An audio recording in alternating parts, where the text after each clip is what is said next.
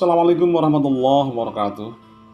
Alhamdulillahi rabbil alamin. Wassalatu wassalamu ala asrafil anbiya'i wal mursalin wa ala alihi wa sahbihi ajmain, amma ba'du. Anak-anakku semua, siswa dan siswi kelas 7 Madrasah Sanawiyah, bagaimana kabar kalian? Semoga kabar kalian dalam keadaan sehat walafiat dan tetap ada dalam lindungan Allah Subhanahu wa ta'ala. Pada kesempatan ini Bapak akan mengajarkan materi bab 4, yaitu tentang adab sholat dan berzikir. Sebelum memulai belajar, mari kita baca basmalah bersama-sama. Bismillahirrahmanirrahim. Anak-anak semua, tujuan pembelajaran pada kesempatan ini yaitu yang pertama, menjelaskan pengertian adab sholat dan zikir. Tujuan yang kedua adalah mengidentifikasi dalil tentang adab sholat dan zikir. Tujuan yang ketiga, menjelaskan tentang adab-adab sholat dan zikir. Tujuan yang keempat, menunjukkan hikmah perilaku orang yang melakukan adab-adab sholat dan zikir yang benar dan baik. Dan tujuan yang kelima adalah mempraktekkan adab sholat dan zikir. Pada pembahasan bab 4 ini ada 3 subpokok bahasan. Subpokok bahasan yang pertama adalah pengertian sholat dan berzikir. Subpokok bahasan yang kedua adalah adab sholat dan zikir. Dan subpokok bahasan yang ketiga adalah hikmah sholat dan berzikir. Anak-anak semua, marilah kita bahas satu persatu dari materi bab 4 ini. Yang pertama adalah pengertian sholat dan berzikir. 1. Pengertian sholat. Sholat menurut bahasa Arab berasal dari kata sholah yang memiliki arti doa. Sedangkan menurut istilah syara, sholat adalah suatu ibadah yang tersusun dari beberapa perkataan dan beberapa perbuatan yang dimulai dengan takbiratul ihram dan diakhiri dengan salam dan memenuhi syarat dan rukun tertentu. Sholat merupakan rukun Islam yang kedua, sehingga tidak sempurna Islam seseorang apabila dia tidak melaksanakan sholat. Menurut hadis Nabi, sholat adalah tiang agama. Maka barang siapa yang mendirikan sholat berarti ia telah mendirikan agama. Dan barang siapa yang meninggalkan sholat, maka ia telah merobohkan agama. Allah Subhanahu wa ta'ala berfirman, wa aqimis sholata innas sholata tanha anil fahsya'i wal munkari wala dzikrullahi akbar wallahu ya'lamu ma tasna'un. Yang artinya, dan dirikanlah sholat. Sesungguhnya sholat itu mencegah dari perbuatan keji dan munkar. Dan sesungguhnya mengingat Allah atau sholat adalah lebih besar keutamaannya dari ibadah-ibadah yang lain. Dan Allah mengetahui apa yang kamu kerjakan. Quran Surat Al-Ankabut ayat 45. Anak-anak semua, pada yaumul hisab kelak, sholat adalah merupakan amal yang dihisab paling awal. Jika sholatnya baik, maka baik pula seluruh amalnya. Namun jika nilai sholatnya rusak, maka seluruh amalnya dianggap rusak. Oleh karena itu, kalian jangan sampai meninggalkan sholat. Anak-anak semua, pembahasan yang kedua adalah pengertian zikir. Menurut bahasa, zikir berasal dari bahasa Arab, yaitu zakar, yang artinya mengingat atau menyebut. Zikir dalam istilah agama Islam berarti mengingat Allah dengan cara menyebut sifat-sifat keagungannya atau kemuliaannya seperti membaca tasbih, tahmid, takbir, dan tahlil. Allah Subhanahu wa ta'ala berfirman, A'udzubillahi minasyaitonirrajim.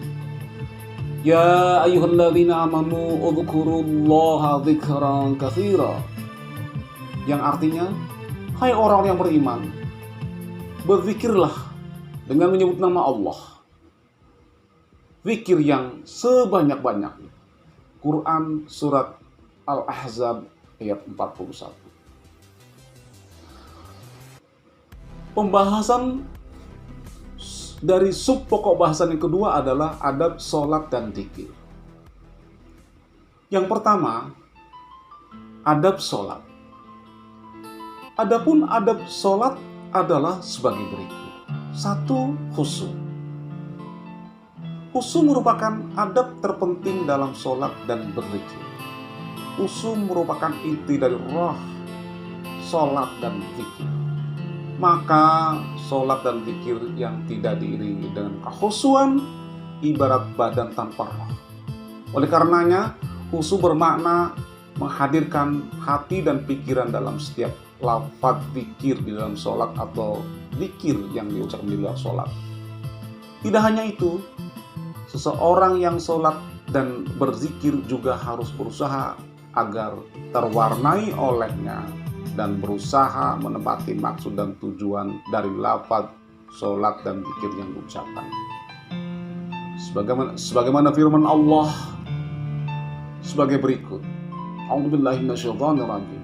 Qad aflahal mu'minun alladzina hum fi sholatihim khashi'un. Yang artinya, sesungguhnya beruntunglah orang-orang yang beriman, yaitu orang-orang yang khusyuk dalam sholatnya. Quran surat Al-Mu'minun ayat 2, ayat 1 dan 2. Adab sholat yang kedua adalah hati yang ikhlas. Jadi dalam sholat hati harus ikhlas, semata-mata mengharap ridha Allah. Adab yang ketiga adalah menjaga waktu dan batas-batasnya. Adab yang keempat adalah menjaga kebersihan dan kesucian tempat sholat dari najis-najis yang ada. Adab yang kelima adalah menyingkirkan gambar, tulisan atau apa saja yang mengganggu kekhusyuan sholat. Adab yang keenam adalah memakai pakaian yang terbaik. Yang ketujuh, menyesal serta bersedih jika tidak dapat menunaikan dan menikmati sholat dengan baik dan sempurna. Pembahasan selanjutnya adalah adab berzikir. Adapun adab berzikir adalah yang pertama, ikhlas. Dalam berzikir harus ikhlas semata-mata hanya mengharap ridha Allah Subhanahu wa taala. Menghadirkan makna zikir dalam hati sesuai dengan tingkatan dalam musyahadah. Adab yang kedua adalah merendahkan suara. Ketika berzikir hendaknya merendahkan suara. Hal ini dimaksudkan agar tidak mengganggu konsentrasi orang lain yang ada di sekitarnya. Apalagi dalam berzikir haruslah memusatkan konsentrasi pada keagungan Allah Subhanahu wa taala dengan ketundukan yang sempurna. Adab yang ketiga adalah berzikir dengan zikir dan wirid yang telah dicontohkan oleh Rasulullah, karena zikir adalah ibadah. Yang keempat, memahami makna dan khusyuk dalam melakukannya. Adab yang kelima, duduk di suatu tempat atau ruangan yang suci. Adab yang keenam, mewangikan pakaian dan tempat dengan minyak wangi, pakaian yang bersih dan halal. Adab yang ketujuh, memilih tempat yang agak sunyi. Boleh memejamkan dua mata, karena dengan mata terbejam itu tertutuplah jalan-jalan panca indera lahir, sehingga mengakibatkan terbukanya panca indera hati. Anak-anak, pembahasan yang ketiga dari bab 4 adalah hikmah sholat dan berzikir. Yang pertama, hikmah sholat. Adapun hikmah sholat adalah 1. Mendidik disiplin dan menghargai waktu. Yang kedua, menjadikan hati tenang karena sholat merupakan hubungan antara hamba dengan penciptanya. Yang ketiga, menyadarkan manusia tentang hakikat dirinya yang merupakan hamba Allah Subhanahu wa Ta'ala. Yang keempat, menanamkan nilai tidak ada yang memberi kenikmatan dan pertolongan selain Allah Subhanahu wa Ta'ala. Yang kelima, sholat dapat menjauhkan diri dari perbuatan keji dan mungkar. Dan yang keenam, sholat dapat menjauhkan diri dari sifat sombong. Selanjutnya adalah manfaat zikir. Adapun manfaat zikir adalah satu, membuat orang lebih bersemangat untuk berusaha. Dua, hati menjadi senang, hati menjadi tenang. Yang ketiga, bersabar dan ulet dalam menghadapi masalah apapun. Yang keempat, mempunyai harapan-harapan hidup yang tersimpan dalam jiwa. Yang kelima, menjadikan diri ini semakin dekat dengan Sang Pencipta. Yang keenam, menjadikan diri kita sebagai orang yang rendah hati dan tidak sombong. Yang ketujuh, semakin arif dan bijaksana dalam menyikapi permasalahan apapun yang kita hadapi. Anak-anakku semua, demikian pelajaran dari Bapak, materi bab 4. Semoga kalian semua dapat memahaminya dan yang lebih penting mengamalkan dalam kehidupan sehari-hari. Demikian kurang lebihnya, mohon maaf Bapak akhiri. Wassalamualaikum warahmatullahi wabarakatuh.